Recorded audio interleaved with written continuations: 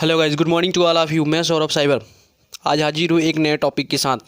मैंने फर्स्ट वाली जो वीडियो दी थी अधिगम के बारे में, लर्निंग के बारे में, वो मैंने बताया था कि अधिगम क्या होता है और किस रूप में आप अधिगम कर सकते हो या सीख सकते हो। अधिगम जो होता है वो सीखना होता है। तो हम आज इसमें समझेंगे कि कितने प्रकार होते हैं अधिगम के, यानी टाइप ऑफ लर्निंग। तो देखो, लर्निंग क्या होती है। तो लर्निंग जो होती है वो सिर्फ इतना होता है कि जब अपने अनुभव के साथ ज्ञान के साथ आप अपने व्यवहार में क्या करते हो, चेंज करते हो। वो बात कहलाती है अधिगम। क्या कहलाती है? अधिगम। तो अधिगम क्या होता है, जैसे जब बच्चे का जन्म होता है तभी से बच्चा सीखना शुरू करता है। जब तक उसकी मृत्यु नहीं होती तब तक वो क्या करता है, सीखता रहता है। क्या करता है, वो सीखता रहता है। जैसे विकास एक सतत चलने वाली प्रक्रिया, वैसे अधिगम जो होता है वो आप लाइफ में हमेशा क्या करते हो, सीखते रहते हो। चाहे by condition, by verbal, non verbal, किसी भी रूप में आप क्या करते हो, सिर्फ सीखते हो। तो सीखने की कोई उम्र नहीं होती है, ध्यान रखना। सीखने की कोई उम्र नहीं होती। आप छोटा बच्चा है, वो बोलता है, खेलता है, हंसता है, तो समाज को देखकर ही करता है। किसको देखकर? अपने समाज को देखकर, अपने अगल बगल के वातावरण को देखकर वो क्या करता है, सीखता है। तो आज हम बात करने वाले हैं कि अधिगम कितने प्रकार के होते हैं। तो देखो, अधिगम के जो प्रकार होते हैं वो बेसिकली 5 होते हैं। कितने होते हैं? 5 प्रकार के होते हैं। पहला होता है कंडीशनिंग, जिसको कहते हैं अनुबंध। क्या कहते हैं? अनुबंध। दूसरा क्या होता है? ऑब्जर्वेशनल। क्या होता है? ऑब्जर्वेशनल। तीसरा होता है कॉग्निटिव। चौथा होता है वर्बल। और पांचवा होता है स्किल। इस माध्यम से आप सीख सकते हो, इतने प्रकार से आप सीख सकते हो। तो देखो, सबसे जो मेन है इसमें वो क्या है, अनुबंध अधिगम। कौन सा अधिगम? अनुबंध अधिगम। जो इसमें 2 टाइप्स होते हैं, एक होता है प्राचीन, एक होता है क्या कहते हैं, निमित्त। अब निमित्त क्या होता है इसके बारे में हम बाद में डिस्कस करेंगे, पहले ये समझते हैं। अब देखो, इस पहले वाले को हम छोड़ते हैं। क्यों छोड़ते हैं? क्योंकि ये इंपॉर्टेंट है, इसको हम आगे डिस्कस करेंगे। देखो, जो दूसरा होता है उसको कहते हैं प्रेक्षणात्मक अधिगम, या इसको कहते हैं ऑब्जर्वेशनल। ऑब्जर्वेशनल कहने का मतलब क्या होता है, जैसे आप सीखते हो, इसमें मेन मोटिव क्या है, सीखना है। क्योंकि हम अधिगम पढ़ रहे हैं, तो अधिगम मतलब होता है क्या है, सीखना। तो आप जब सीखते हो तो किसी को ऑब्जर्व करके सीखते हो। जो दूसरे की हम बात कर रहे हैं, ये ऑब्जर्वेशनल की, इसमें क्या कर होता है, ऑब्जर्व करते हो, आप सीखते हो दूसरे को देखकर। यानी जब जैसे कोई, मान लो किसी मूवी में कोई हीरो होता है, वो अच्छा काम कर रहा है, तो आप लोग सोचे हुए मैं भी अच्छा काम करूँगा। और जो विलन होता है वो, मतलब क्या कहते हैं, विलन का रोल होता है वो नेगेटिव होता है, तो आप कहोगे कि नहीं, लाइफ में मुझे ऐसा काम नहीं करना चाहिए। तो आप क्या कर रहे हो, लोगों से देख कर सीख रहे हो। क्या कर रहे हो? लोगों को देख के सीख रहे हो, ऑब्जर्व कर रहे हो लोगों को, यानी उस अवस्था को ऑब्जर्व कर रहे हो, उस फीलिंग को ऑब्जर्व कर रहे हो। तो इसका मतलब क्या होता है, आप उससे क्या ले रहे हो, ऑब्जर्वेशन ले रहे हो। और इसमें सबसे मेन जो टॉपिक था वो वंडूरा का। किसका? वंडूरा का। इसको कहा गया सामाजिक अधिगम, या सामाजिक अधिगम का सिद्धांत इसको कहा गया। और इसको एक और नाम से जाना जाता है, मॉडलिंग के नाम से। किसके नाम से? मॉडलिंग के नाम से। इस सिद्धांत को कौन दिया था? इस सिद्धांत को देने वाले थे वंडूरा। कौन दिए थे? वंडूरा दिए थे। इन्होंने अपने समाज में जो व्यक्ति होते हैं, लोग होते हैं, उनमें क्या किया, अध्ययन किया कि किस प्रकार से ये सीखते हैं। दूसरे को देखकर वो समाज से अंतःक्रिया करते हैं, फिर उसके बाद क्या करते हैं, सीखते हैं। तो ये क्या होता है, ऑब्जर्वेशन का एक पार्ट होता है। क्या होता है? ऑब्जर्वेशन का पार्ट। जैसे कोई बच्चा है, अंतःक्रिया कर रहा है समाज से, दूसरे को देखकर वो सीख रहा है, तो ये क्या होता है, एक पार्ट होता है। किसका पार्ट होता है? ऑब्जर्वेशन का। यानी ऑब्जर्व कर रहा है अपने आप में, मतलब अपने आप को दूसरे से कंपेयर कर रहा है, या अब उसको अपने से ऑब्जर्व कर रहा है। वो चीज़ें जो कर रहा है वो करने की कोशिश कर रहा है। तो देखो, दूसरे में क्या होता है, हम ऑब्जर्वेशन करते हैं। अब देखो तीसरा क्या होता है, तीसरा होता है संज्ञानात्मक अधिगम। क्या होता है? संज्ञानात्मक अधिगम। तो संज्ञानात्मक अधिगम कहने का मतलब क्या होता है? Cognitive learning. कॉग्निटिव लर्निंग का मतलब क्या होता है? इसमें देखो दो होते हैं, एक होता है अंतर्दृष्टि अधिगम और एक होता है अव्यक्ति अधिगम। अव्यक्ति अधिगम जिसको हम, ऐसा अधिगम जिसको हम व्यक्त ना करें, हम सीख जाएं, हम लोगों से या किसी वस्तु को देखकर सीख जाए लेकिन सामने वालों को लगे कि हम नहीं सीखे हैं। इसमें दो टाइप्स होते हैं, एक होता है अंतर्दृष्टि। अब अंतर्दृष्टि अधिगम क्या होता है? इसमें जो अधिगम होता है वो एकाएक होता है। एकाएक कहने का मतलब क्या होता है? आप किसी समस्या से जूझ रहे हैं, किसी समस्या से जूझ रहे हैं, फिर आपके मन में एकाएक क्या आता है, उसको लेकर एक विचार आता है और उस समस्या का हल आपके पास आ जाता है। जैसे इसमें सबसे जो इम्पोर्टेंट साइकोलॉजिस्ट थे वो कोहलरबर्ग थे। कोहलरबर्ग साहब ने अंतर्दृष्टि अधिगम का सिद्धांत दिया, अंतर्दृष्टि अधिगम का सिद्धांत दिया। उसमें उन्होंने एक्सपेरिमेंट किस पे किया? चिंपैंजी पे किया। चिंपैंजी पे उन्होंने क्या किया? एक चिंपैंजी को लिया और उसको बाकायदे एक फील्ड में बैरिकेटिंग करके रख दिया।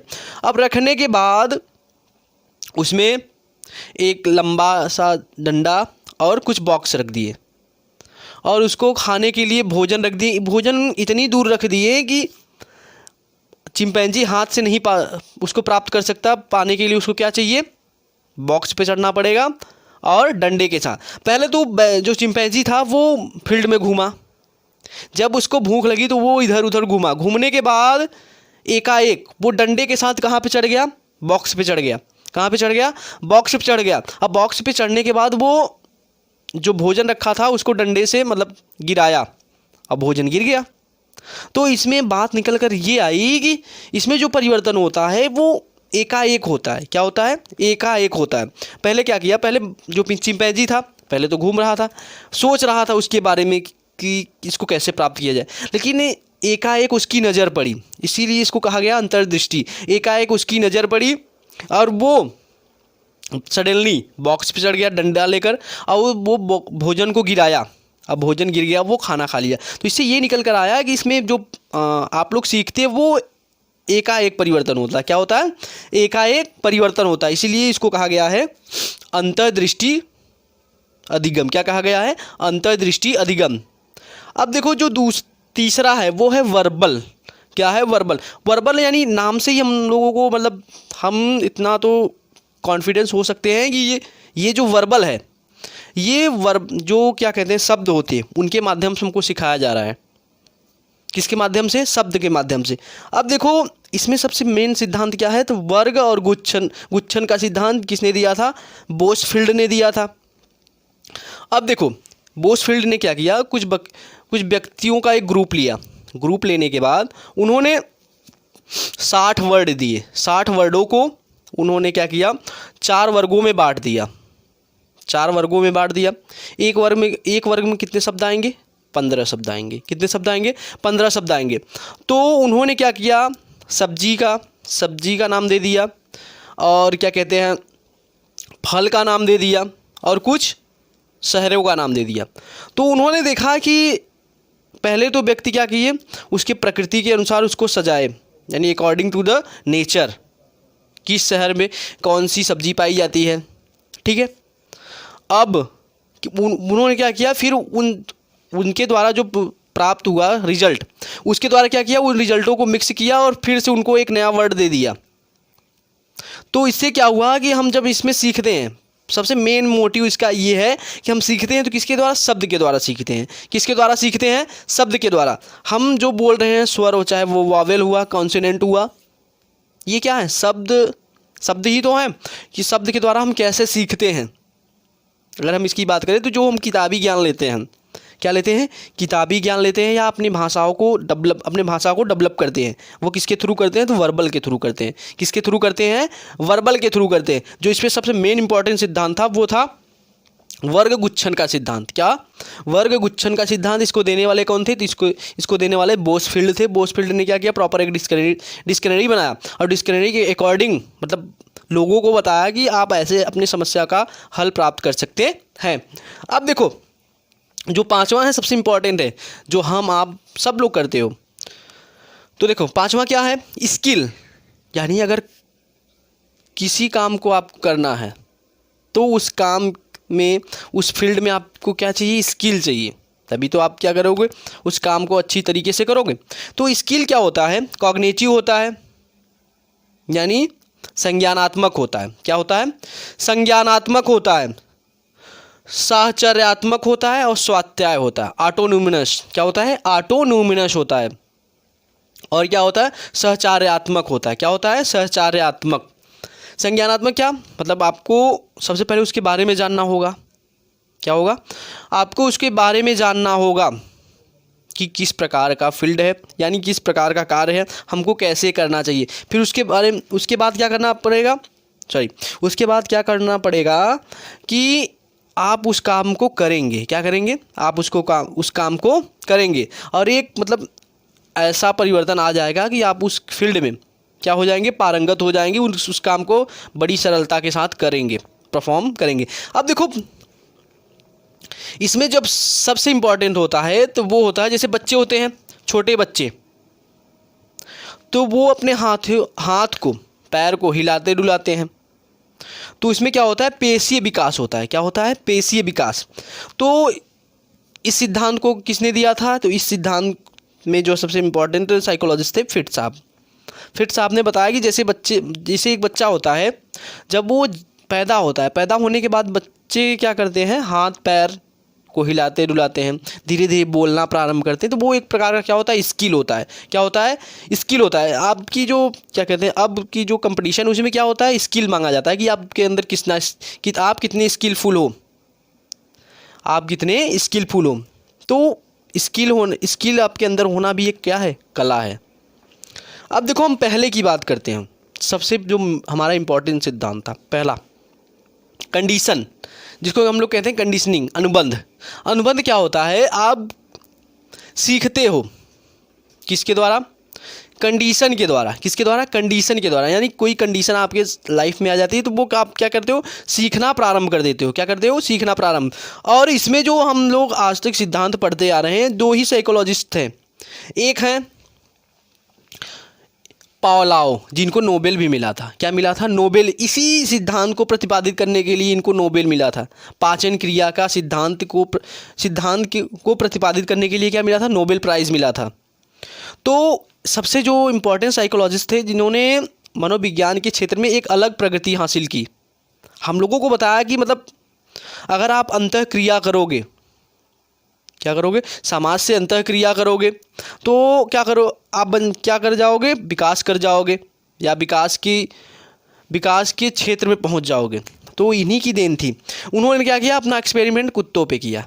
सबको याद है कि जो साइकोलॉजी पढ़ते हैं उनको तो इनका नाम तो पक्का याद है, नाम नहीं तो कम से कम ये एक्सपेरिमेंट किस पे किए थे ये तो पक्का याद होगा कि पावलोव साहब किस पे एक्सपेरिमेंट किए थे, कुत्तों पे एक्सपेरिमेंट किए थे।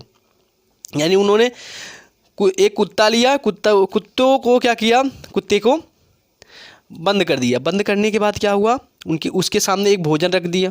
भोजन रखने के बाद जब कुत्ते को भूख लगी तो उन्होंने क्या किया, ऑपरेशन के जरिए, मतलब कुत्ते की जो लार ग्रंथि होती है उसके साथ एक नली जोड़ी, और नली जोड़ने के बाद उस नली को कहाँ लाए, बाहर लाए, जिससे उससे जो लार निकलता है, एंजाइम निकलता है, वो इकट्ठा हो सके। क्या हो सके, इकट्ठा हो सके। इस सिद्धांत को कहा गया पाचन क्रिया का सिद्धांत। इसके लिए इनको नोबेल प्राइज़ मिला था। अब देखो एक होता है प्राचीन अधिगम, जो हमारे पावलोव साहब का था। प्राचीन अधिगम का अगर हम महत्वपूर्ण सिद्धांत देखें तो पाचन क्रिया का सिद्धांत है पावलोव का। किसका, पावलोव का। दूसरा है नैमिक्ट, ऑपरेंट। क्या होता है, ऑपरेंट। अब ऑपरेंट का सिद्धांत कौन दिया था, तो ऑपरेंट का सिद्धांत देने वाले कौन थे, स्किनर। कौन थे, स्किनर साहब। स्किनर ने क्या किया, चूहे, किस पे एक्सपेरिमेंट अपना किया था, चूहे पर। यानी कुछ उन्होंने चूहे लिए, और चूहे लेने के बाद उन्होंने मतलब ऐसा उन लोगों का रास्ता बनाया कि जैसे भूल भुलैया वाला रास्ता होता है ना, वैसे चूहे का रास्ता बनाया, उनको छोड़ दिया। कई प्रकार के जो चूहे थे, कुछ को तो भोजन पहले ही मिल गया और कुछ को भोजन अंत में मिला। जिन चूहों को पहले भोजन मिल गया वो अधिक क्रियाशील थे। क्या थे? अधिक क्रियाशील थे। लेकिन जिन चूहों को लास्ट में भोजन मिला वो क्या थे? कम क्रियाशील थे। क्यों कम क्रियाशील थे? क्योंकि जब आप मेहनत करते हो, अगर फल पहले ही मिल जाए तो उस मेहनत को, उस काम करने के लिए आपके अंदर और जिज्ञासा जागेगा और तेज़ी से करोगे। लेकिन जब आप मेहनत करते हो, बहुत मेहनत करने के बाद वही आपको सक्सेस मिले, तो उस सक्सेस में मतलब मज़ा तो आता है, लेकिन आप एक बार अगर सक्सेसफुल हो गए तो क्या फिर आप दोबारा से वो मेहनत करोगे? नहीं करोगे। क्यों नहीं करोगे? क्योंकि उसमें आप जानते हो कि इसमें बहुत मेहनत करनी पड़ेगी। क्या करनी पड़ेगी? बहुत मेहनत करनी पड़ेगी। तो ठीक उसी प्रकार का सिद्धांत क्या चूहों ने अपनाया था कि जिसको पहले खाना मिल गया वो तो खुशी से झूम उठा। क्यों झूम उठा? क्योंकि वो कम मेहनत किया और उनको खाना जल्दी मिल गया। लेकिन जिस चूहों को खाना लेट में मिला, यानी वो काफ़ी परिश्रम परिश्रम करने के बाद उनको खाना मिला, तो वो चूहे क्या दोबारा मतलब इस तरह का परिश्रम करेंगे? नहीं करेंगे। तो ये जो हम लोगों ने पढ़ा अधिगम, ये जो अधिगम है,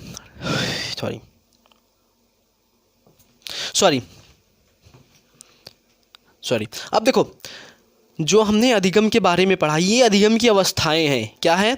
अवस्थाएं यानी प्रकार है, किस प्रकार से आप सीख सकते हो। कंडीशन यानी समय के हिसाब से, दूसरे को देखकर, जानकर, शब्द के माध्यम से और अपने अनुभव के माध्यम से। तो ये आप जितना भी आप देखें, ये वो सब अधिगम का एक पार्ट था, अधिगम का एक भाग था जिसके थ्रू हम सीखते हैं। ऐसे ही नहीं मनोवैज्ञानिक हमारे मन के विचारों को पढ़ लेते हैं। उन्होंने प्रॉपर क्या किया, मनुष्य के हर अवस्था में उनके विचारों का अध्ययन किया कि मनुष्य इस अवस्था में किस प्रकार का सोच सकता है। ठीक है, तो ये था अधिगम पार्ट 2, जिसमें हमने अधिगम के प्रकार को समझा, हम किस प्रकार से सीख सकते हैं, और जिस प्रकार से मनोवैज्ञानिकों ने हम लोगों को सिखाने के लिए तरीके बताए हैं वो काफ़ी ग्रेटफुल है। तो आशा करते हैं आप सबको वीडियो अच्छी लगी। वीडियो को लाइक करो, चैनल को सब्सक्राइब करो और मुझे क्या करो, सपोर्ट करो। और आप कमेंट नहीं करते हो, प्लीज़ आप लोगों से रिक्वेस्ट है, आप कमेंट भी कर दिया करो। Thank you.